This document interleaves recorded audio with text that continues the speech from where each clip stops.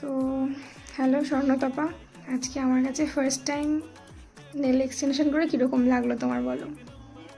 খুব ভালো লেগেছে, স্যাটিসফাই, যেরকম চেয়েছি সেরকম করে দিয়েছো।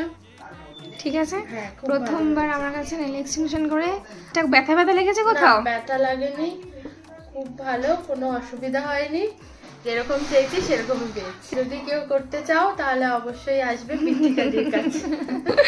আচ্ছা, আজকে এক্সটেনশনটাকেও দেখিয়ে দিই। ও নিউডের ওপর চেয়েছিল, কিন্তু এখানে এসে আলটিমেট এই মফ কালারটা পছন্দ হয়েছে ওর।